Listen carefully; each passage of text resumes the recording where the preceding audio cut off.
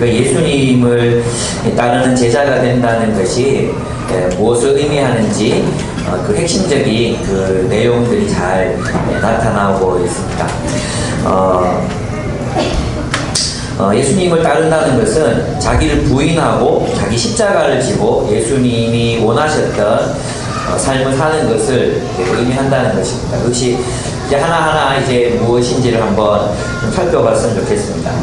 13절에서부터 이제 20절까지를 보면 예수님께서 자신의 정체에 대해서 알리시는 장면이 나옵니다. 예수님이 제자들에게 이렇게 물으십니다. 사람들이 인자를 누구라 하느냐? 사람들이 자기 자신을 예수님을 누구라고 하느냐고 물으시는 장면입니다.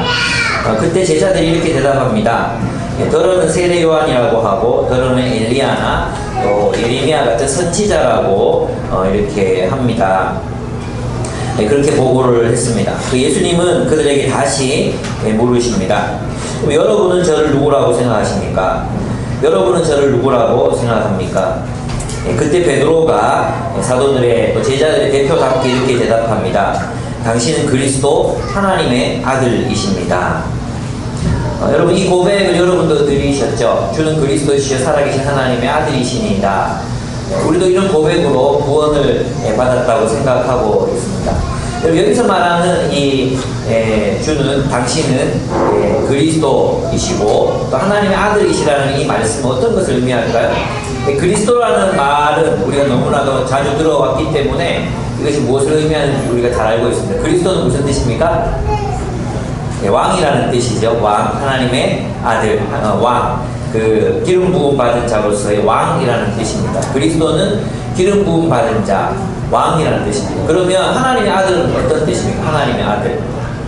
여러분 이때 마태복음이 기록될 당시에는 삼위일체라든지 이런 교리가 정립되지 않은 그런 시기였습니다. 그런 교리들은 2세기, 3세기 가서야 또 4세기 가서야 비로소 이제 확립되었던 그런 교리입니다. 그래서 이 본문에서 말하는 하나님의 아들이라는 이 표현은 성부 하나님의 아들로서의 예수님을 말하고 있는 게 아닙니다. 여기서 말하는 하나님의 아들은 왕이라는 뜻입니다. 그 당시 로마 황제에게 썼던 용어가 바로 하나님의 아들이라는 표현이었습니다. 그리고 구약 성경에서 하나님의 아들이라는 표현은 하나님의 통치를 계승하는, 하나님의 통치를 실현하는 자로서의 왕으로서의 메시아를 의미하는 것입니다. 그래서 헬라어를 그대로 번역하면 이렇게 되어 있어요. 주는 그리스도, 즉 하나님의 아들이십니다. 이런 뜻입니다.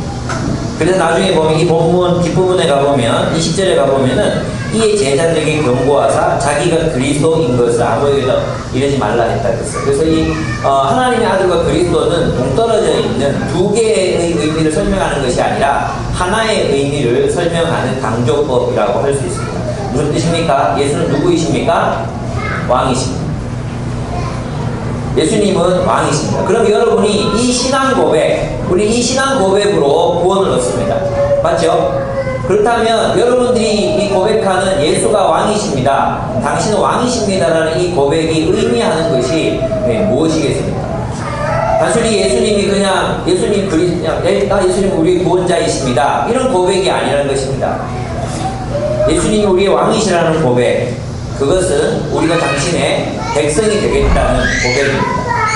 예수를 왕으로 인정하고 나는 당신의 백성이 되겠습니다. 당신의 통치를 따르는 교회가 되겠습니다라는 고백과 동일한 것이라는 것이죠. 그래서 이 본문이 사실 많은 논란이 있어 왔습니다. 오늘 본문에 보면 예수님은 올바르게 신앙으로 고백한 베드로 위에다가 뭘 세우시겠다고 말씀하십니까?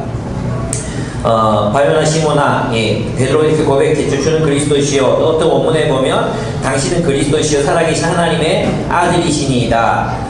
예수께서 대답하려되 바요나 시모나 내가 복이 있도다. 이를 내게 알게 한 이는 혈육이 아니요 하늘에 계신 내 아버지시니라. 예수님이 메시아이신 것을 알게 하신 이가 바로 하나님이시라는 것입니다. 그런데 이제 주님이 이렇게 말씀하십니다. 18절과 19절을 한번 같이 읽어보도록 하겠습니다. 시작. 너는 베드로라. 내가 이 반석 위에 내 교회를 세우리니 천국의 권세가 이기지 못하리라. 내가 천국 열쇠를 내게 주리니 내가 땅에서 무엇이든지 매면 하늘에서도 매일 것이요 내가 땅에서 무엇이든지 풀면 하늘에서도 풀리리라 하시고. 예, 굉장히 어려운 본문에 우리가 이제 도착해 있습니다. 여러분 집중해서 제가 하는 질문을 잘 듣고 따라와 주시기 바랍니다. 너는 베드로라. 내가 이 반석 위에 내 교회를 세운다 했어요. 그러면 이 반석은 무엇을 말하는 것이겠습니까? 이 반석이 의미하는 바는 베드로를 의미하는 것입니까? 아니면 베드로의 신앙 고백을 의미하는 것입니까? 예, 우리는 이 불필요한 논쟁을 굉장히 오랫동안 지속해 왔습니다. 그 본문을 보면 이제 이게 원래는 이제 아람어로 설교한 것을 헬라어로 옮겼잖아요. 그죠? 근데 아람어에서는 반석이라는 단어가 성별 구분이 되어 있지 않습니다. 그런데 이제 헬라어에서는 반석과 그리고 여기서 말했던 이 베드로가 성이 다릅니다. 베드로는 페트로스라고 남성형 명사를 썼어요. 반석은 페트라라고 여성형 명사를 썼어요. 그래서 이 반석 위에 세우겠다는 말을 가지고 우리는 이제 베드로 위에 세우는 것이 아니라 베드로의 고백 위에 세우겠다는 예수님의 말로 이게 종교개혁적인 의미예요. 왜 그러냐 하면, 왜 이렇게 종교개혁자들이 이 고백을 강조했느냐 하면, 왜겠어요? 로마 카톨릭은 이 본문을 어떻게 해석하느냐 하면 베드로의 권위, 그 베드로의 권세 위에 교회가 세워진다고 믿었거든요. 교회를 세우겠다고 믿었거든요. 그래서 교황은 베드로의 권위를 계승하는 사람들이거든요. 무슨 뜻인지 아시겠습니까? 근데 종교개혁은 교황의 권위를 무너뜨려야 했죠.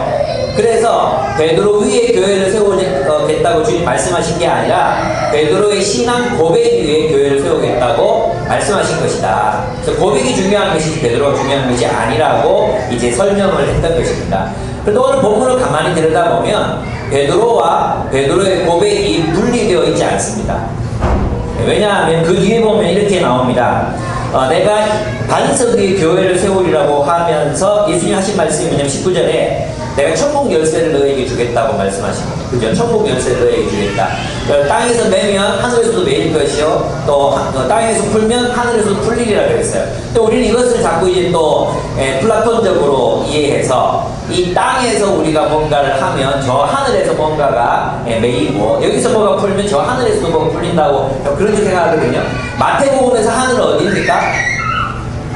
마태복음에서 헤븐, 천국은 어디입니까? 하나님 나라를 말하는 것입니다. 하나님 나라. 하나님 나라. 여기 본문에서 말하는 내가 이 반석 위에 교회를 세우겠다는 말을, 이 교회라는 말은 에클레시아, 하나님의 백성들을 말합니다. 하나님의 백성들. 이 하나님의 백성과 교회, 그리고 하나님의 나라가 하늘, 이것이 다 동의어입니다. 동의어. 제 말을 잘 이해하셨습니까?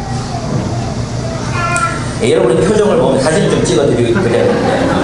이 반석 위에 내 교회를 세우려서 이 교회는 에클레시아를 말하는 것은 하나님의 백성들을 말해요. 근데 구약성경은 하나님의 백성과 하나님의 나라를 분리시켜서 구별해서 설명하지 않아요. 하나님의 나라예요. 다시 말해서 베드로에게 주어진 것은 뭐냐면 내가 너에게 새 하나님의 나라를 세울 권세를 주겠다는 거예요. 내가 너를 통해서 새로운 공동체가 시작되게 하겠다 이 말이에요. 내가 너를 통해서 하나님 나라의 새로운 백성이 세워지게 할 것이다. 네가 바로 그 반석이 되고 네가 바로 그 기초가 될 것이다. 너가 그 시초가 될 것이다. 왜냐하면 넌 올바른 고백을 했기 때문이라는 거예요. 예수님을 엘리야로 보거나 예수님을 예레미야로 보거나 예수님을 그런 정치적인 어떤 그런 정치적인 말을 이제 빼겠습니다. 예수님을 어떤 선지자나 예수님을 어떤 그런 분으로 보는 사람들, 예수님은 그냥 선한 가르침을 베푼 사람들, 그런 사람으로 보는 사람들로부터 교회가 세워지는 것이 아니라 올바른 고백을 한 베드로, 너 바로 예수가 메시아라고 고백한 바로 너가 하나님 나라의 공동체를 세워가는 시초가 될 것이다. 바로 그것이 이 본문이 의미하는 바입니다. 그럼 메고 푼다는 것은 어떤 의미냐 하면, 잘 들으세요. 해요. 잘 들으세요. 여기로 보세요. 여기로 보세요. 메고 푼다는 말은 랍빅 문학에서 어떤 것은 안에 안에다 넣고 어떤 것은 밖에다 둔다는 뜻이에요. 배고픈다는 것은 내가 이 창고 안에다가 무엇을 들이고 무엇을 내보낼 것인가를 결정한다는 뜻이에요.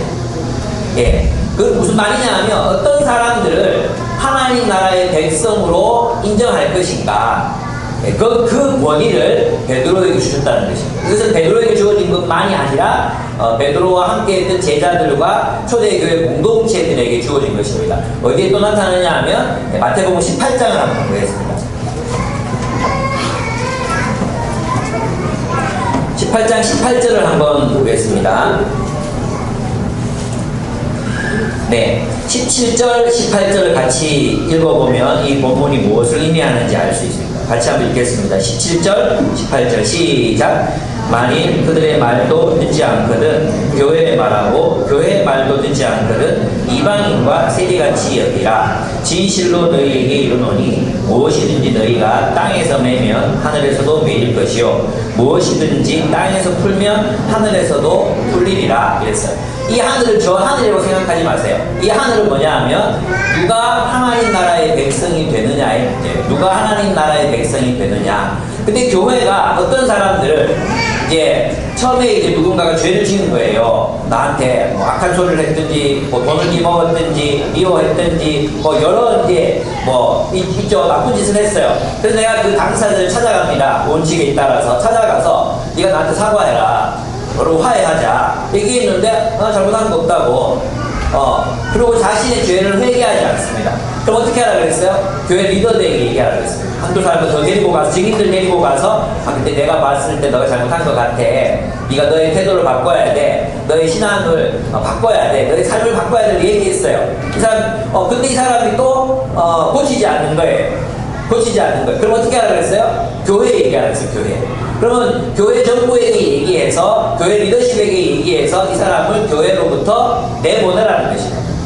내보내라. 그 내보내거나 용서해서 받아들이는, 내보내서 이방인처럼 처음부터 이제 이 내보낸다는 뜻도 그냥 멸망시키라는 뜻이 아니라 내보내서 그를 이방인같이 여기고, 그걸 멸시하라는 뜻이 아니에요. 혐오하라는 뜻이 아니에요. 이방인처럼 여기고 다시 처음부터 복음을 전할 사람으로 생각하라는 거예요. 무슨 말인지 아시겠어요? 다시 처음부터 복음을 전할 사람처럼 생각하고 너희 공동체 일원이 되게 하지는 말라는 뜻입니다. 무슨 말인지 이해가 됩니까? 너희 공동체 일원이 되게 하지는 말라. 그럼 어떻게 해야 되느냐?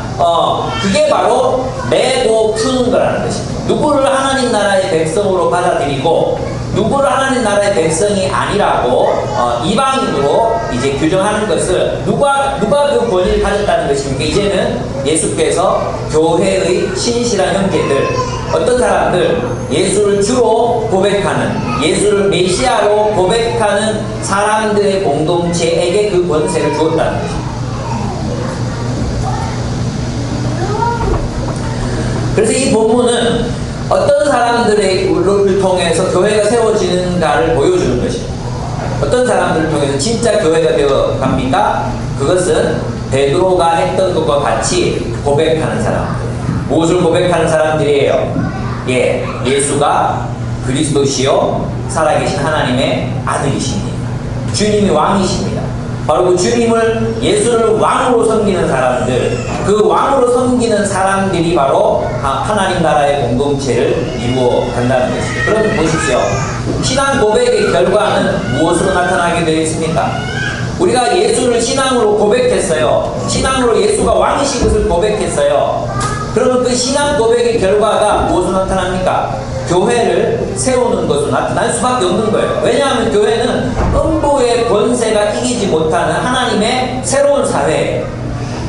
이 교회는 예수께서 제자들을 통해서 세우시고자 하셨던 하나님의 나라예요. 그렇죠? 그러니까 예수가 왕이라고 믿는 사람들은 어떻게 살아야 됩니까? 하나님 나라를 살아야 되는 거예요. 예수께서 왕이 되신 하나님 나라를 살아야 되는 거죠. 무슨 뜻인지 아시겠습니까? 그래서 신앙 고백의 열매, 신앙 고백의 결과는 교회 되므로 나타난다는 것입니다. 그리고 베드로와 이 신앙을 고백하는 사람들이 가지고 있는 권세가 무엇이냐? 누구를 우리의 멤버십으로 결정할 것인가? 그것을 그 신앙 고백에 비추어서 그들이 그 신앙 고백을 따라 살아가는지를 보고 멤버십으로 들어올 건지 아니면 멤버십이 아니라고 결정할 건지를 선택할 권한이 교회에 있다는 것입니다. 그래서 이 본문은 우리에게 무엇을 가리키냐 하면 철저하게 교회됨을 가리키는 것입니다. 여러분 있잖아, 아무나 교회 멤버가 될 수 없습니다. 여러분 우리 가운데 추구자들이 많습니다. 추구자들. 예수가 누구신지 아직 알아가고 있고 예수가 누구신지를 이제 배우고 있는 사람들이 많습니다. 근데 우리 너무 많이 배웠습니다. 너무 많이 알았습니다. 헌신하지 않고 있는 사람들. 예수 믿는 게 도대체 뭐라고 생각하십니까? 예수 믿는다는 것이 오늘 본문의 신앙 고백을 기초로 해서 예수 믿는다는 것이 도대체 무엇이라고 생각하십니까? 여러분 정말 예수가 그리스도시요 하나님의 아들이십니다라고 고백했다면 그 왕의 통치를 따라 살아야 되죠. 그 왕이 세우시는 나라의 백성이 되어야 되죠. 그 나라의 백성으로 살아야 됩니다. 그것을 성경은 고백이라고 하는 거예요. 그래서 본헤퍼가 독일 교회를 바라보면서 얘기했어요. 독일 교회가 히틀러가 지배하는 모든 히틀러의 지배 속으로 다 들어가고 있었거든요. 일반 주류 교회들이, 그때 주류 교회들이 자유주의와 진화론 이런 것들이 굉장히 물들어 있었던 그런 시대였습니다. 근데 이 교회가 어떤 관점으로 이제 히틀러에 협력하느냐 하면 그거죠. 세상에도 이 자연신학이라고 하는데 세상도 하나님이 통치하신다. 세상의 원리를 따라 하나님이 통치하신다 이거예요. 그래서 교회는 그 국가의 권위를 인정해야 된다. 그러면서 히틀러의 권위까지도 인정하게 되는 것입니다. 어떻게 되겠어요? 다 타협하죠.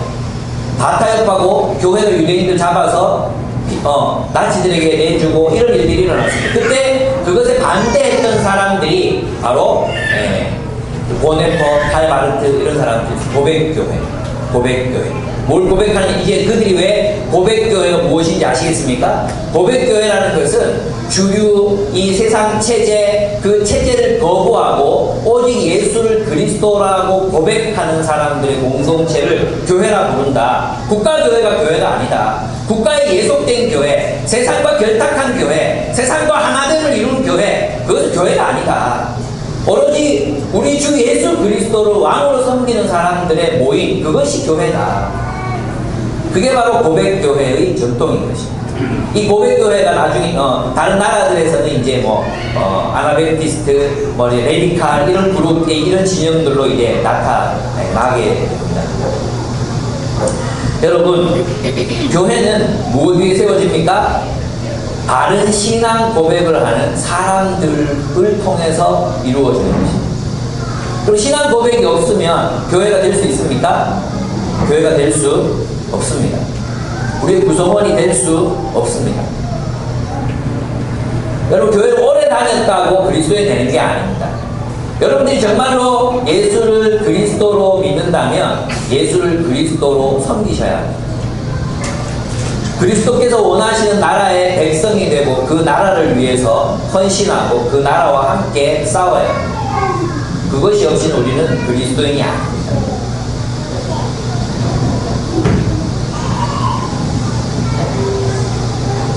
그냥 내가 예수님 믿습니다 라는 고백으로 구원받는다고 생각하지 마십시오. 여기서 오해입니다. 여러분, 이 이야기는 김유복 목사의 해석이 아닙니다. 이 이야기는 김유복 목사 개인의 어떤 주관적이고 독특한 해석이 아닙니다. 여러분들에게 저는 정말로 간절히 원합니다. 이 본문을 집으로 돌아가셔서 여러분들의 눈으로 다시 들여다보고 연구하십시오. 그리고 저는 제 말이기 때문에 저를 따르라 얘기하는 게 아닙니다. 제가 설명한 이 하나님의 말씀이 정말 하나님의 뜻이라고 여겨진다면 여러분들이 이 말씀에 순종하시라는 것입니다. 저는 여러분이 이 말씀을 전할 때 여러분들을 교회의 일에 더 헌신시키기 위해서 이딴 식으로 해석을 하는 것이 아닙니다.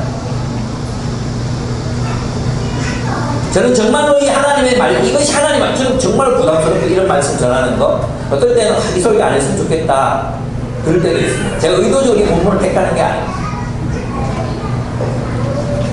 여러분, 이 본문이 정말로 말하는 신앙 고백의 열매, 그 신앙 고백의 결과가 어떻게 드러나야 하는가를 여러분에게 가르치는 것입니다. 무엇입니까? 교회를 세우라는 것입니다. 음부의 권세가 이길 수 없는 교회, 죽음의 세력, 사탄이 지배하는 세상이 이길 수 없는 새로운 세상, 새로운 나라, 새로운 공동체를 세상에 세우라는 것입니다. 여러분, 우리의 숲과 우리의 소그룹과 우리의 교회가 그렇게 되고 있습니까? 여러분, 서로가 우리가 하나님이 세우신 새로운 나라라면 우리 어떻게 살아야 합니까? 우리의 이웃을 우리의 몸처럼 사랑해야 합니다. 우리의 가진 것을 나누어야 합니다. 주중에 우리는 서로를 기억하면서 마치 우리 가족만큼 중요한 사람들이라고 여기고 서로를 위해 중보해야 합니다. 서로 기억해야 합니다. 연락해야 합니다. 이런 일들이 우리 안에서 일어나고 있습니까? 여러분은 하나님 나라를 세우고 계십니까? 하나님 나라의 공동체, 주님께서 이 고백 위에, 이 베드로 위에 세우시겠다고 하셨던 그 교회, 음부의 권세가 이기지 못하는 교회를 세우는 그 일이 여러분의 비전이 되고 있습니까? 우리의 비전이 되고 있습니까?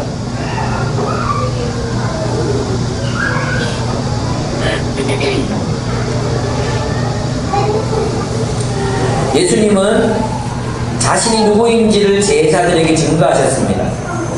이제 그 목적, 예수님은 계속해서 자신이 누구이신지 때로는 무리를 걸으시면서 풍랑을 뚫고 지나가시면서 제자들이 자기가 누구인지 알기를 간절히 바라셨습니다. 그 목적이 무엇이었습니까? 왜 그렇게 하셨습니까? 왜 예수님이 십자가에 달리셨습니까?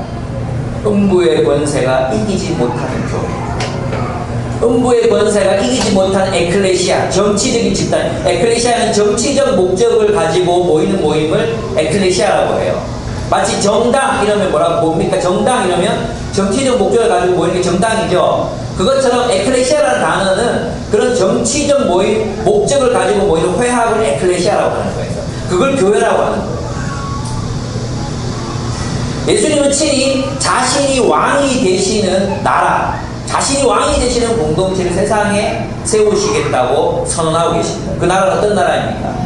사탄이 지배하는 세상, 자본이 지배하는 세상, 탐욕과 폭력이 지배하는 세상, 이 세상이 결코 이길 수 없는 승리하는 나라, 정의가 승리하는 나라, 사랑이 승리하는 나라, 자기 희생과 섬김이 승리하는 나라, 그 나라를 세우시는 것이 주님이 무리를 걸으시고 오병이의 기적을 일으키시고 죽은 자를 살리시고 또 십자가에 못 박혀 죽으신 목적이라는 것입니다. 주님은 교회를 위해서 죽으셨습니다.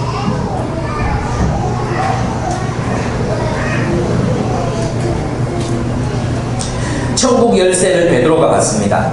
라틴 문학에서 제가 이 천국 열쇠를 받는다는 게 배고픈다는 게 무슨 뜻이라고 그랬죠? 어떤 것을 천국 안에 넣고 어떤 걸 천국 바깥에 둔다는 그런 의미라고 말했죠. 그래서 베드로가 이 열쇠를 쥐고 이제 초대교회를 세워갑니다. 그죠?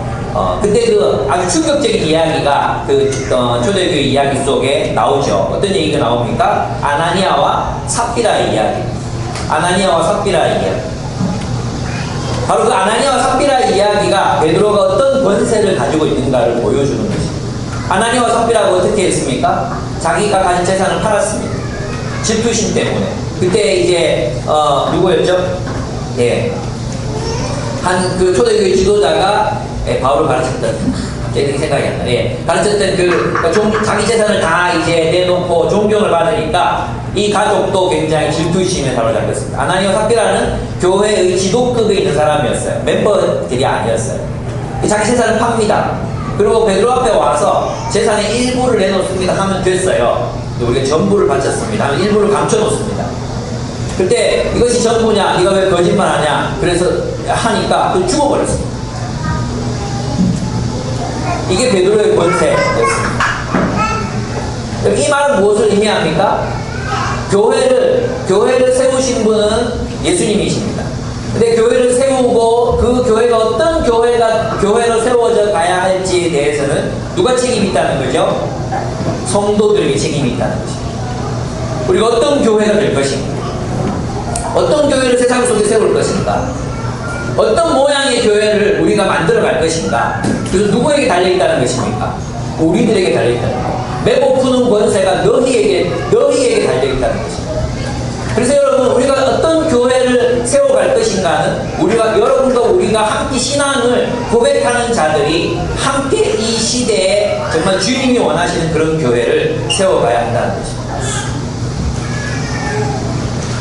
그것은 제자들의 공동체인 교회를 어떤 교회로 세워갈 것인가는 그 공동체 멤버십들의 책임이라는 것입니다. 여러분, 그래서 있잖아요. 교회는 주님이 세우시지만 주님과 함께 주님의 이름으로 모인 두세 사람이 있는 곳에 나도 그들과 함께 있다고 주님이 말씀하셨습니다.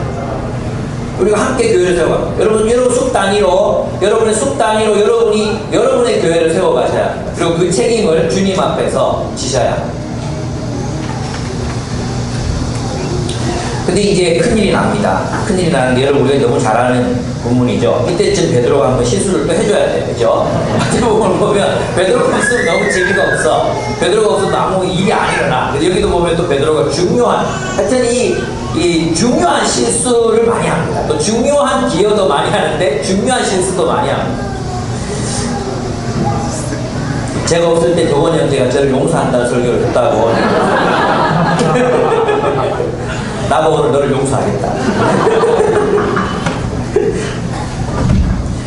이때로 21절에 보시면 이때로부터 예수 그리스도께서 자기가 예루살렘에 올라가 장로들과 대제사장들과 서기관들에게 많은 고난을 받고 죽임을 당하고 제3일 살아나니까 제자들이 비롯하셨습니다. 왜냐하면 예수님이 자신이 메시아이신 것을 제자들이 알았어요.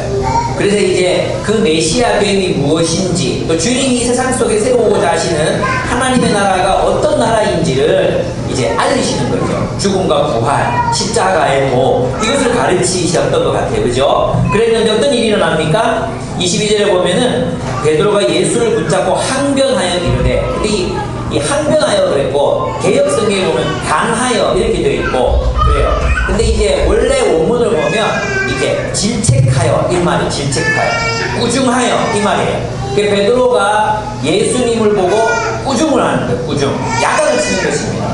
예수님이 막 내가 십자가에서 죽고 또 부활할 거라 이렇게 얘기하는 게 예수님을 붙잡고 얼굴을 덮고는 그러면 안 되지.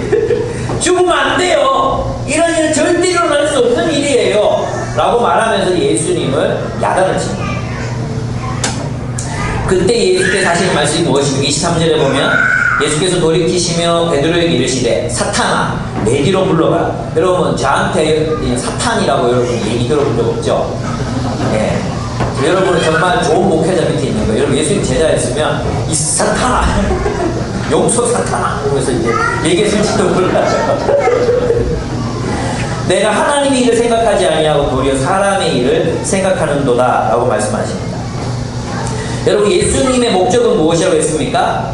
음부의 권세가 지배하는 이 세상 체제에 맞서는 음부의 권세가 이길 수 없는 하나님 나라, 그 하나님 나라의 공동체를 세상에 세우는 것이 예수님의 목적이었거든요. 그럼 이 세상 속에서 이 하나님 나라의 존재는 어떻게 되겠습니까? 예수님처럼 동일하게 핍박받고 고난을 하는 것입니다. 그럼 몇 세기인지 모르겠는데 신앙 고백서 있어요. 신앙 고백서. 그 신앙 고백서에 교회를 무엇이라고 정의했느냐 하면, 교회는 이 세상 가운데에서 박해받고 고문당하는 자들의 공동체라고 규정했습니다. 뭐라고요? 박해를 당하고 고문당하는 자들의 공동체, 그것이 교회라고 설명했습니다. 교회는 세상 왜 교회가 고난을 받습니까? 왜 교회가 고난을 받습니까? 세상 체제에 반대하기 때문에. 어떤 세상 체제, 공산주의든 자본주의든 사회주의, 어떤 세상 체제든 그 세상 체제를 반대하기 때문에 교회는 핍박을 받습니다. 여러분, 24절 한번 보십시오. 24절. 이에 예수께서 제자들에게 이르시되 누구든지 나를 따라오려거든 자기를 부인하고 자기 십자가를 지고 나를 따를 것이라. 여러분, 십자가 형벌은 누구에게 주어진 형벌이었습니까? 이게 굉장히 중요합니다. 십자가를 지고 나를 따르라. 십자가는 로마인들의 독특한 형벌이었는데 아무나 십자가에 못 박아 죽이는 게 아니에요. 대부분 참수형이에요. 참수형이거나 뭐 칼로 찔러 죽이거나, 그게 이제 대부분의 형벌이었어요. 근데 누구를 십자가에 못 박느냐 하면 반역자들, 반체제 인사들을 십자가에 못 박는 거예요. 그럼 예수께서 내가 십자가를 지고 죽을 것이니까 너희도 십자가 지고 나를 따르라는 말은 무슨 말입니까? 너희는 세상에 순응하지 말고 살아라는 뜻이에요. 세상이 너희를 죽일 수도 있다는 뜻이에요. 왜? 세상에 반대하기 때문에. 우리는 이 세상의 탐욕과 폭력의 질서를 반대합니다. 우리는 이 세상 질서를 따라 살 수가 없습니다. 그래서 우리는 예수를 따릅니다. 예수께서 말씀하신 그 새로운 질서, 예수께서 이 세상에 세우시고자 하시는 그런 새로운 나라를 살아가길 원합니다. 그래서 그리스도인들은 그것 때문에 고난을 당하는 것입니다.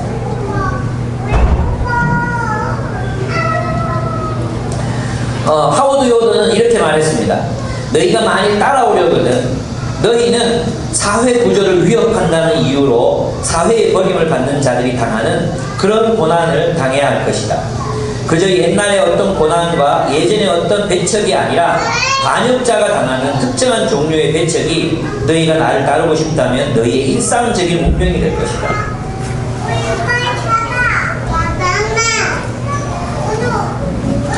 그런데 베드로는 예수님이 이 진짜 의미를 알지 못해요. 왜 십자가 지고 따라가야 합니까? 예수님이 하신 일이 뭡니까? 세상 속에 음부의 권세가 이기지 못하는 교회, 에클레시아, 하나님의 새로운 사회를 세워야 했기 때문에 그것은 곧 사탄의 체제에 반대하고 저항하고 그것은 사탄의 체제에 대한 반역을 의미하는 것이기 때문입니다. 언제든지 죽을 수 있다는 것입니다. 그렇게 살려면 우리가 어떤 삶을 살아야겠습니까? 진짜로 예수께서 원하시는 삶을 살 때에 세상은 우리를 박해할 것입니다. 정말로 우리가 예수님이 원하시는 대로 정말로 우리가 그렇게 살게 되면 우리는 주목을 받게 될 것입니다. 그게 뭡니까? 예, 우리 그 김홍규 교수님 오셔가지고 저는 한자인 줄 알고 한자, 바포 눈물. 야, 저 사자성어는 내가 진짜 한 번도 들어본 적이 없는 사자성어. 바포 눈물이 도대체 뭐냐? 아무리 해석해도 이게 안 되는 거예요. 그래서 나중에 설명을 해주시는데 가난한 자에게 복음을, 포로된 자에게 자유를, 또 눈이 뭐죠? 눈먼 자에게 보게 함을, 그리고 눌린 자에게 자유케 함을, 그죠? 예, 가포 눈물. 그리스도인들은 바로 세상의 중심을 향하여 나아가는 자들인데 그 중심은 권력이나 돈이 아니라는 거예요. 권력이나 돈이 아니에요. 이제 요즘 이제 우리 BY 예, 힙합 아주 막 멋있게 막 하잖아요. 그래서 이제 기독교적인 가치를 막 설명을 합니다. 좋은 점들이 많습니다. 근데 한 가지 이제 마음에 안 드는 점이 뭐냐 하면 내가 이렇게 살아도 하나님이 날 높여주실 거야. 이런 내용이거든요. 입을 크게 벌려 주님이 채워주실 거야. 네가 벌린 턱 크기만큼 채워주실 거야. 뭐 이런 얘기. 뭐 믿음은 바라는 것도 실상이라고 해서 바라고 소망하고 원하면 이루어져. 하나님이 너를 그렇게 만들 거야. 이런 식으로 이제 성공주의를 내면화시키고 있는 그런 내용이죠. 난 그게 좀 안타까워요. 네, 안타깝습니다. 복음은 그렇게 말하지 않습니다. 복음은 있잖아요. 우리가 세상의 중심으로 가서 영향을 미쳐야 된다라고 말하지 않습니다. 저는 그 김은교 씨의 곁으로를 읽으면서 이제 정말 전율했던 부분이 바로 그런 부분이었습니다. 세상의 중심은, 예수께서 바라보신 세상의 중심은 상처 입은 자들이라는 것입니다. 예수께서는 상처 입은 자들, 가포 눈물들에게로 가셨다는 것입니다. 가난한 자, 포로된 자, 눈먼 자, 눌린 자들에게로 가셨다는 것입니다. 예수님의 세상의 중심은 바로 상처 입은 그들, 세상으로부터 소외당한 그들이었다는 것입니다. 여러분, 많은 사람들이 있잖아요. 그 다단계, 이렇게 현혹되잖아요. 다단계. 왜 현혹되는지 아십니까? 네가 또 돈 많이 벌어가지고 네가 돈 많이 벌어서 베풀면 되잖아. 이게 현혹되는 것입니다. 현혹되지 말라 그랬죠. 네? 현혹되지 말라. 무엇이 중요한지도 모르고 우리 그거 기억해야 됩니다. 절대 현혹되면 안 됩니다. 우리는 세상의 중심부를 향해서 나아가야 된다는 것입니다. 베드로가 바로 그렇게 믿었던 것입니다. 아니, 하나님의 나라를 세우려면 세상의 중심을 차지해야지. 세상의 됩니까? 안 됩니다. 바로 예수님을 붙들고 우리는 죽으면 안 됩니다. 우리 살아남아야죠. 그리고 우리 승리해야죠. 예수님 죽으면 안 됩니다. 우리가 저 예루살렘 정복해야죠. 로마를 몰아내야죠. 중심으로 갑시다. 바로 그 이야기에 대해서 예수님 뭐라고 말씀하십니까? 사탄아 물러가라. 내 뒤로 물러가라. 너는 사람의 일만 생각하고 하나님의 일을 생각하지 모른다. 우리가 다가가야 될 세상의 중심은 이 세상에 고통받는 자들, 가포눈들이라는 것입니다. 여러분은 세상의 중심을 향해 예수께서 말씀하셨던 그 세상의 중심을 향해 나아가고 계십니까? 많은 사람들이 생각합니다. 나도 피곤해 죽겠어요. 나도 힘들어 죽겠어요. 내가 가포눈들이에요. 맞아요. 예수님께서 우리 같은 가포눈들들을 불러서 또 다른 가포눈들들에게 보내시는 것입니다. 우리같이 세상에 억압당하고 고통받는 사람들 다 불러 모아서 이들에게 성령을 부어주시고 이들에게 새로운 가족을 주시고 이들에게 진리를 주셔서 이들을 향해서 또 어디로 가라고 하십니까? 세상을 향해, 세상에 상처 입은 사람들 향해 나아가라고 우리를 다시 빚으시는 것입니다. 그것이 하나님의 나라입니다. 그래서 말라기에서 뭐라 그랬습니까? 우리 힘들어 죽겠습니다. 우리 지금 좋은 거 하나님한테 바치면 우리 다 병든밖에 안 남는데 이거 바치겠습니다 했을 때 제사장들은 타협합니다. 그래 그거라도 바쳐라. 근데 하나님 뭐라고 말씀하십니까? 너희에게 순염소가 있고 순양이 있거든. 그거 나한테 바치라. 나는 너희의 최고의 우선순위다. 너희가 살고자 하면 죽을 것이요 너희가 목숨을 잃으면 살 것이라고. 무슨 뜻입니까 여러분? 우리는 먹고 살기 위해서 사는 게 아니라 우리는 하나님의 나라를 위해서 삽니다. 우리는 우리의 삶을 포기할 수 없습니다. 그저 살기 위해서 사는 것이 아니라 우리는 정말 진정한 목적을 위해서 삽니다. 굶어 죽는 한이 있더라도 우리는 이것을 포기할 수 없습니다. 인간다운 삶을 포기할 수 없습니다. 하나님의 나라를 위해서 사는 이 삶을 포기할 수 없습니다. 차라리 죽을지언정 우리는 그렇게 그렇게 비굴하게 살지 않을 것입니다. 제가 비와이에게 동의되는 부분은 바로 그 부분입니다. 내가 이렇게 노래하고 떨어져도 나 상관없다. 내가 높아도 낮아지고 하나님에 달려있다. 그 부분에서 저는 비와이가 멋있습니다. 근데 이 친구가 우리 교회 오면 참 좋겠다. 좀 잘 가르쳐서 좀 내보내고 싶다. 이런 생각이 좀 들어요. 그럼 완전 노래의 내용이 달라질 텐데 한번 좀 기도해볼까? 비와이 24살이야. 뭘 알겠습니까? 네. 기도 많이 해줘야 될 것 같아요. 그죠? 우리 이렇게 막 뜨다가 또 막 꼬라박는 거 너무 많이 봐가지고 기도를 많이 해줘야 됩니다. 그렇습니다. 그것이 바로 이 말입니다. 25절 누구든지 제 목숨을 구원하고자 하면 잃을 것이요 네가 너 자신을 위해서 살면 너는 삶을 잃어버릴 것이지만 네가 나를 위해서 살면 자기를 부인하고 나를 따르면 그러면 너는 살 것이라고 말씀하십니다. 생명을 얻을 것이라고, 삶을 얻을 것이라고 말씀하십니다.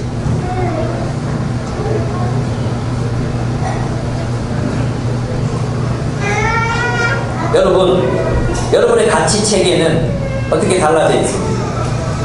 전 옛날에는요, 돈 많이 벌고 스포츠카 몰고 다니는 사람 그렇게 부러웠어요. 정말 그렇게 부러울 수가 없었어요. 저 남자입니다. 차 좋아합니다. 제가 뭐 좋은 차 타고 불 지른다. 이게 어쩌면 저 안에 어떤 적개심, 부러움, 시기심 이렇게 같이 또 포함되어 있을지도 모릅니다. 예. 그 남자거든요. 근데 지금 어떤지 아십니까? 지금 그렇지 않습니다. 지금은 저 오지에서 하나님 나라에 위해서 살아가는 가난한 선교사들이 그렇게 부럽고 자랑스럽고 존경스럽습니다. 저 시골교회에서 아무도 알아주지 않는 그 사람들 틈에서 열심히 주님만을 위해서 살아가는 그런 사람들이 정말로 존경스럽습니다. 세상이 알아주지 않아도 그렇습니다. 오늘날 사탄아 물러가라 소리 들은 교회가 얼마나 많은지 모릅니다. 사탄아 물러가라 소리 들은 목사들이 얼마나 많은지 모릅니다. 그들은 중심을 차지하려고 합니다. 중심부를 차지해서 하나님 나라의 영향력을 발휘할 수 있다고 생각합니다. 절대로 그렇지 않습니다. 하나님 나라의 중심은 저 변두리에 있습니다. 하나님 나라의 중심은 저 상처받아 우는 사람들에게 있습니다. 하나님 나라의 중심은 저 고통받는 사람들에게 있습니다. 여러분들은 그들에게로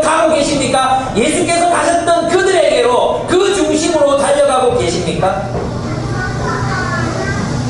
한 달에 2번, 3번이지만 여러분 그 마음에 공허함 있는 청소년들을 향해 나아가는 여러분들은 복이 있는 사람들입니다. 세상 사람들이 아무도 알아주지 않는 그런 일을 선택하고 그 일을 성실히 행하는 여러분들은 복이 있는 사람들입니다. 여러분 그 복된 삶을 여러분들이 살았으면 좋겠습니다. 우리는 우리 자신을 포기할 때, 죽을 때 하나님의 나라를 얻습니다. 삶을 얻습니다. 살고자 하면 죽을 것입니다.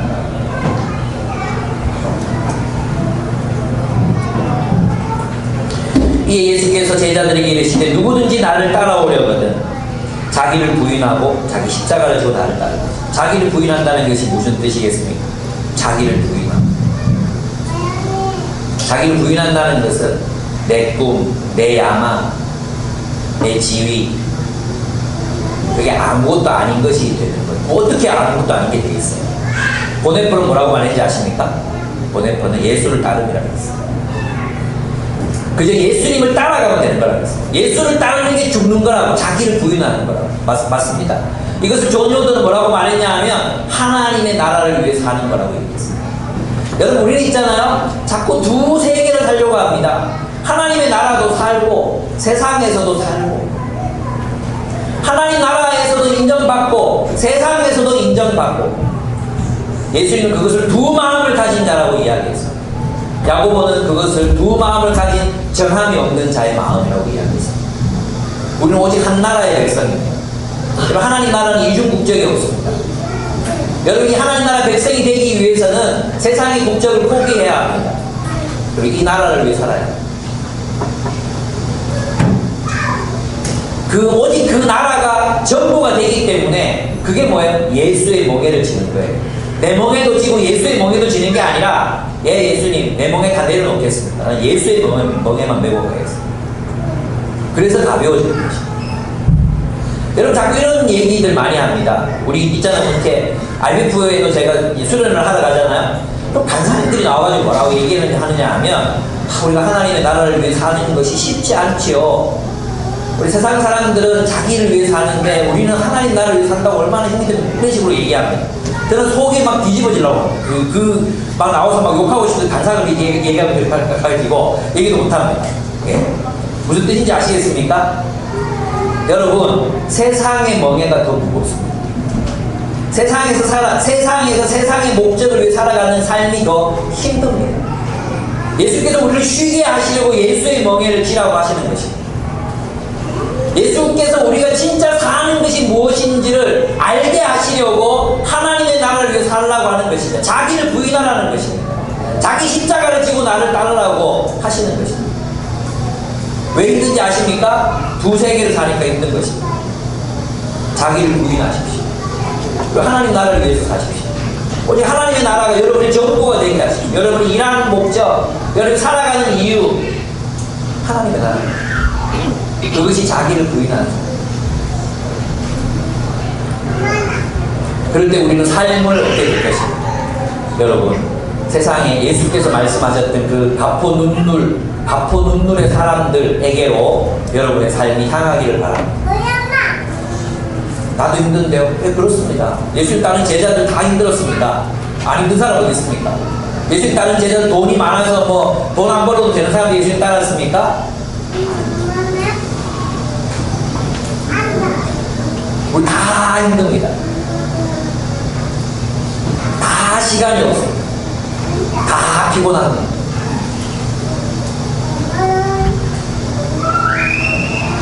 주님이 가라고 하시는 곳으로 갔으면 좋겠습니다. 함께 기도하겠습니다.